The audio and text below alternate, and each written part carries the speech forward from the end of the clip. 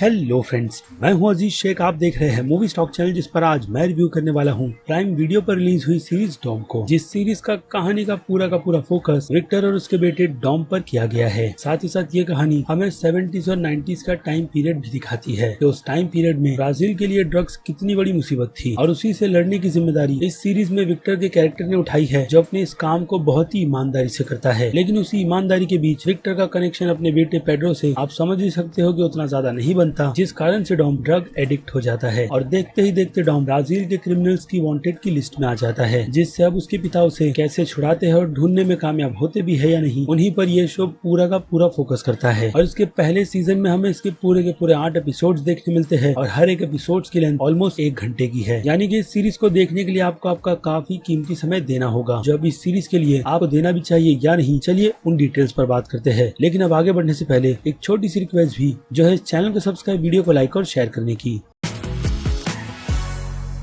So friends, तो सबसे पहले मैं आपके कुछ डाउट्स को क्लियर कर देता हूं। जैसे कि इस सीरीज को प्राइम वीडियो पर हिंदी लैंग्वेज के साथ साथ बाकी और दूसरी लैंग्वेजेस में भी रिलीज किया गया है, जिसकी हिंदी डबिंग अच्छी की गई है, लेकिन बिल्कुल एग्जैक्ट नहीं। बट फिर भी जैसे कि मैंने कहा कि इस सीरीज की डबिंग ठीक है। इसके अलावा आप इस सीरीज को अपनी फैमिली के साथ बैठकर नहीं देख सकते, क्योंकि इस सीरीज में कई बेमतलब के सेक्स सीन्स और ड्रग्स को लेकर कई सारी चीजें दिखाई गई है। बाकी अब बात करें पहले ही कि क्या आपको ये सीरीज देखनी भी चाहिए या नहीं, कल तो मेरा जवाब है कि हाँ, आपको ये सीरीज एक बार तो जरूर देख लेनी चाहिए, क्योंकि ये एक टाइम पास सी सीरीज है, लेकिन सभी ऑडियंसेस के लिए बिल्कुल भी नहीं। खास करके मासेस, जो इस शो को एक ही साथ बैठकर पूरा बिल्कुल भी नहीं देख सकते। लेकिन हाँ, अगर आप इस शो को टुकड़ों में देखोगे तो ही आपको ये शो पसंद आएगा, एक साथ बैठकर देखने में बिल्कुल भी नहीं। ये चीज मासेस ऑडियंस के अलावा बाकी दूसरी ऑडियंस पर भी लागू होती है, क्योंकि मैंने भी इस शो को एक ही टाइम पर बैठकर बिल्कुल भी खत्म नहीं किया। जिनके अब रीजंस की बात करें तो वो है सीरीज में किए गए कैरेक्टर्स की डेवलपमेंट, जिन्हें स्क्रीन राइटर की तरफ से इतना ज्यादा डेवलप कर दिया गया कि उसके चक्कर में इसके पहले सीजन में पूरे के पूरे 8 एपिसोड्स बना दिए गए, जो कभी कभी बेमतलब के लगते हैं। इतने के शो से इजीली 3 से 4 एपिसोड्स तो कम हो सकते थे, लेकिन जब क्रिएटर्स को सीजन 2 के लिए कुछ बचा कर रखना है, तो फिर ऐसे में एक ही सीजन में कहानी को कैसे खत्म किया जा सकता है। और वही इस सीरीज के साथ भी हुआ है, यानी कि इसका सीजन 2 भी आएगा, जिसकी मुझे तो नहीं लगता है कि इतनी ज्यादा जरूरत थी। लेकिन फिर भी अब स्टोरी में उतने ज्यादा ठहराव रख दिए गए हैं कि इसके सीजन 2 की भी स्टोरी रेडी हो जाती है। लेकिन लेट्स होप कि सीजन 2 सीजन 1 के मुकाबले में इतना ही ज्यादा स्लो ना हो, क्योंकि आज की तारीख में 8 एपिसोड्स के शोज को लोग एक ही टाइम पर देखकर खत्म करने के पीछे पड़े रहते हैं। लेकिन अगर कहीं पर इस तरीके के डॉम जैसे शो निकल कर आ गए, तो फिर इतना ज्यादा समय देना ऐसी सीरीज को एक ही टाइम पर बिल्कुल भी ठीक नहीं रहता। बट सिर्फ सीरीज का यही एक बुरा पॉइंट नहीं है, बल्कि और भी है, जिस पर तो मैं बाद में बात करूंगा। क्योंकि अब बात कर लेते हैं सीरीज में डेवलप किए गए कैरेक्टर्स की, जिनमें नो डाउट विक्टर और डॉम के बीच की जो रिलेशनशिप को डेवलप किया गया है, उससे ये कैरेक्टर या फिर कह लो सिर्फ यही कैरेक्टर आपको सीरीज में काफी ज्यादा पसंद आते हैं। खास करके विक्टर, जिसका रोल इस सीरीज में फलावियो तोलिज़ानी नाम के एक्टर ने काफी ज्यादा अच्छा किया है, और डॉम के कैरेक्टर का रोल प्ले कर रहे एक्टर गैब्रियल लोन भी अपनी परफॉर्मेंस अच्छी तरीके से ही देते हैं। इसके अलावा सीरीज के बाकी दूसरे जितने भी कैरेक्टर्स हैं, उनकी परफॉर्मेंस आपको बिल्कुल भी निराश नहीं करेगी, लेकिन उन कैरेक्टर्स में उतनी ज्यादा डेप्थनेस नहीं है कि आप उनसे काफी ज्यादा कनेक्ट हो जाओ। ये हाल सीरीज में सभी कैरेक्टर्स के साथ है, इन 2 मेन कैरेक्टर्स को छोड़कर। लेकिन क्रिएटर्स की तरफ से जो चालाकी की गई है, वो है इसके इमोशनल एंगल्स। आपका ध्यान उन बाकी दूसरे कैरेक्टर्स पर इतना ज्यादा नहीं जाता, क्योंकि फैमिलीज के अलावा इसमें रिलेशनशिप, दोस्तों को लेकर भी काफी ज्यादा अच्छी दिखाई गई है। बाकी ड्रग्स के चैप्टर को भी, यानी कि उसके साइड इफेक्ट्स किस तरीके से फैमिली को बर्बाद करते हैं, उन पर भी काफी अच्छा खासा फोकस कर दिया गया है। और अब बात करें शो की सिनेमेटोग्राफी की, तो शो के कलर्स, डिजाइनिंग और खास करके फोटोग्राफी इतनी अच्छी है कि आप इसकी कुछ फ्रेम को पॉज कर सीधे उस पिक्चर को क्लिक करोगे और वो बन जाएगी एक वॉल पेंटिंग। यानी कि प्रोडक्शन भी शो का काफी ज्यादा अच्छा है, और नो डाउट इसका डायरेक्शन भी, जिसकी वजह से ये शो डिजाइनिंग के हिसाब से आपको ब्राजील के 70s और 90s के एरा में ले जाता है। बाकी बात करें अब इस शो की साउंड डिजाइनिंग की, तो वो भी बहुत ही अच्छी तरीके से इस शो में काफी इंपॉर्टेंट पार्ट निभा देती है। लेकिन ये सीरीज अगर कहीं पर मार खा रही है, तो उसका पूरा का पूरा ब्लेम तो एडिटर पर ही जाएगा, जिन्होंने इस सीरीज को बिल्कुल सही ढंग से एडिट नहीं किया, जिसकी वजह से ये सीरीज एक टाइम पर बैठने पर बोरिंग और थोड़े थोड़े एपिसोड्स को देखने पर एक टाइम पास सी सीरीज लगी है। और अब चलिए सीरीज की बाकी और डिटेल्स मैं इसकी रेटिंग के टाइम पर डिस्कस कर लेता हूँ। जिनमें अगर मैं बात करूँ इस शो के एक्शन की, तो एक्शन के लिए मेरी रेटिंग 5 में से 2.5 स्टार की रहेगी, जिसे काफी ज्यादा रियल रखा गया है इस सीरीज में, क्योंकि कहानी को एक ट्रू इंसिडेंट से इंस्पायर किया गया है, इसलिए एक्शन का लेवल भी इस सीरीज में बिल्कुल वैसा ही रखा गया है। बाकी कॉमेडी के लिए तो ये शो 0 की रेटिंग डिजर्व करेगा और ड्रामा के लिए 5 में से 3.5 स्टार की। उसके बाद बात करें इस शो के सस्पेंस और थ्रिल की, तो इन दोनों ही कैटेगरी में इस तरीके का शो 5 में से सिर्फ आधे स्टार की रेटिंग डिजर्व करता है, जिसमें इस सीरीज को काफी अच्छी तरीके से शाइन होना चाहिए था। लेकिन अनफॉर्चुनेट सीरीज के क्रिएटर्स का पूरा ध्यान तो इसके मेन 2 कैरेक्टर्स पर ही था और उनकी स्टोरी के बिल्डअप पर, जिसके चलते ऐसी थ्रिलिंग सीरीज से थ्रिलर के अलावा सस्पेंस भी पूरी तरीके से गुल रहा। और अब आ जाए मासस ऑडियंस पर, तो मासस ऑडियंस की नजर में ये शो C- की रेटिंग डिजर्व करता है। रीजन मैंने आपको काफी अच्छी तरीके से एक्सप्लेन किया है कि अगर मासस ऑडियंस इस शो को थोड़ा